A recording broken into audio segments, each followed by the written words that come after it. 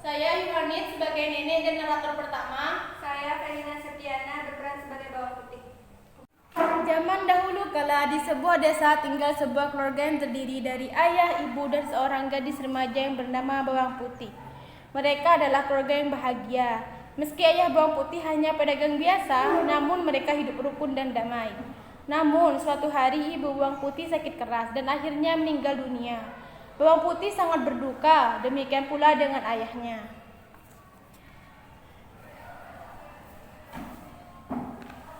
Ayah, mengapa ibu sendiri kita begitu cepat? Ya sudah, Dana, ini sudah terlalu. Ya sudah, ayah. Yang lalu biarlah berlalu. Di desa itu tinggal seorang janda yang memiliki anak bernama Bawang Merah.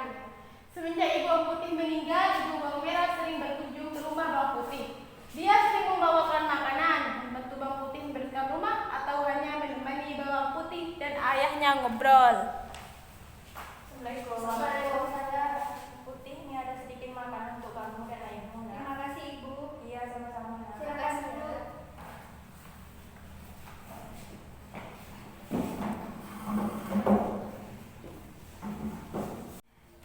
Dan pada saat itu juga ayah Bawang Putih berpikir bahwa mungkin lebih baik kalau ia menikah saja dengan ibu Bawang Merah.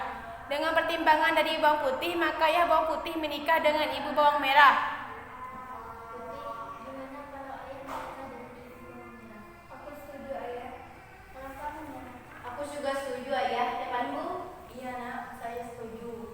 Awalnya ibu Bawang Merah dan Bawang Merah sangat baik kepada Bawang Putih.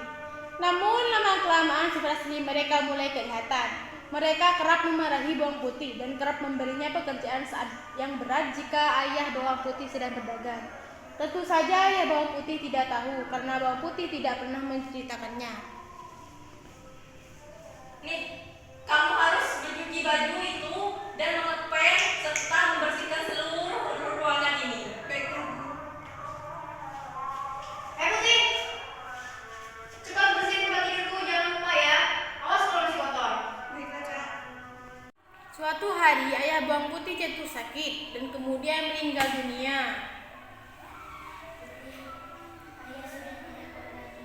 Ayah Putih mohon jangan tinggalin Putih ya. Ini Putih ya. Iya, ya. Sejak saat itu Bawang Merah dan ibunya semakin berkuasa dan semena-mena terhadap Bawang Putih yang hampir tidak pernah beristirahat. Putih, nih. Cuci baju itu dan semua pekerjaan rumah harus diselesaikan oleh kamu. Ngerti? Bawang Putih selalu melakukan pekerjaannya dengan gembira karena ia berharap suatu saat ibu tirinya akan mencintainya seperti anak kandungnya sendiri. Pagi itu, seperti biasa, Bawang Putih membawa bakul berisi pakaian yang akan dicucinya tersebut di sungai.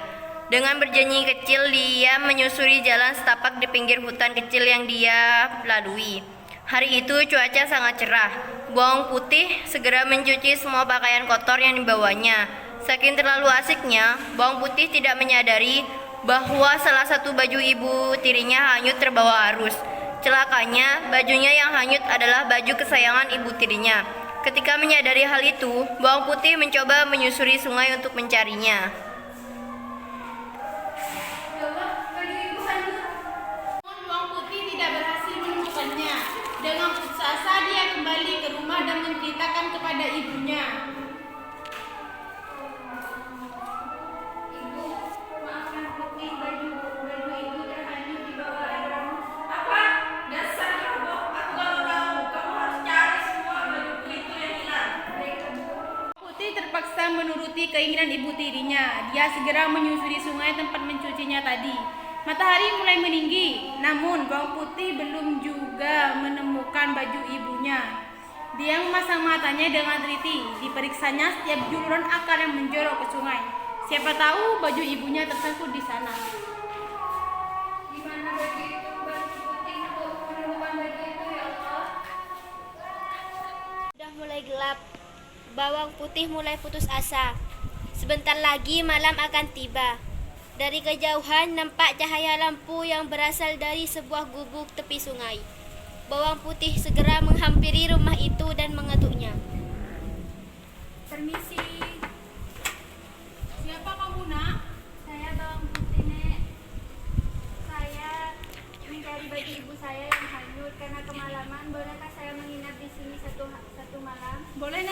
masuk.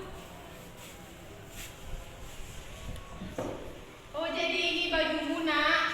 Iya, Nek. Tapi sayang, nenek sudah menyukai baju ini. Tapi nenek akan mengembalikannya, Nak. Tapi ada syaratnya. Kamu harus menginap bersama nenek selama seminggu, Nak. Apakah kamu mau? Saya mau, Nek, asalkan Nenek tidak bosan saja dengan sikap saya. Iya, Nak. Ibu Bawang Putih tinggal bersama dengan nenek itu. Setiap hari Bawang Putih membantu mengerjakan pekerjaan rumah nenek. Tentu saja nenek merasa senang. Hingga akhirnya genap sudah seminggu nenek pun memanggil Bawang Putih. Putih, Iya, Nek. sudah seminggu kamu tinggal bersama nenek dan nenek suka karena kamu orang yang rajin. Sesuai janji nenek akan mengembalikan bajumu, Nak. Dan kamu boleh memilih salah satu labu ini sebagai hadiah dari nenek. Tidak usah, Nek. Saya ikhlas bantu Nenek asalkan Nenek mengembalikan baju ini saja. Ayolah Putih, nenek memberikan ini sebagai hadiah. Ya sudah, Nek. Putih pilih yang kecil. Kenapa yang kecil, Putih? Karena Putih tidak kuat, Nek. Jadi saya pilih yang kecil. Terima kasih, Nek. Sampainya di rumah, Bawang Putih menyerahkan baju merah milik ibu tirinya. Bu, saya sudah menemukan baju ini. Sudah, sana pergi. Ibu, Bawang Putih pun pergi ke dapur untuk membelah labu kuningnya. Alangkah terkejutnya Bawang Putih ketika labu yang terbelah berisi emas permata yang sangat banyak. Mas, Ibu, Kak. Lihat, aku mendapatkan emas. Merah dan ibunya pun langsung merebut emas dan permata tersebut. Bawang Putih, kamu dapat emas dan permata ini dari mana? Kamu dapat dari mana semua emas ini? Cepat jawab. Waktu itu baju Ibu hanyut terbawa arus dan saya mencarinya. Karena larut malam saya menginap di sebuah gubuk. Di gubuk itu ada nenek dan saya minta izin untuk menginapnya. Dan nenek itu mengiyakan serta menginap dalam satu minggu dan melihat emas itu. Setelah mendengar cerita Bawang Putih, Bawang Merah pun berencana untuk melakukan hal yang sama, tapi kali ini Bawang Merah yang akan melakukannya. Bawang Merah, kamu harus melakukan apa yang dilakukan oleh anak sialan itu, Nak. Baiklah, Bu. Esokan harinya, Bawang Merah pun menghanyutkan bajunya ke sungai. Setelah itu, dia sampai di rumah nenek. Nek, Siapa kamu, Nak? nenek tahu nggak baju yang hanyut di sini? Nenek tahu, tapi kamu harus menginap bersama nenek selama seminggu. Apa? Ya sudah, baiklah, Nek. Selama seminggu itu, Bawang Merah selalu bermalas-malasan. Jika ada yang dikerjakan, pasti hasilnya tidak bagus karena dikerjakan dengan asal-asalan.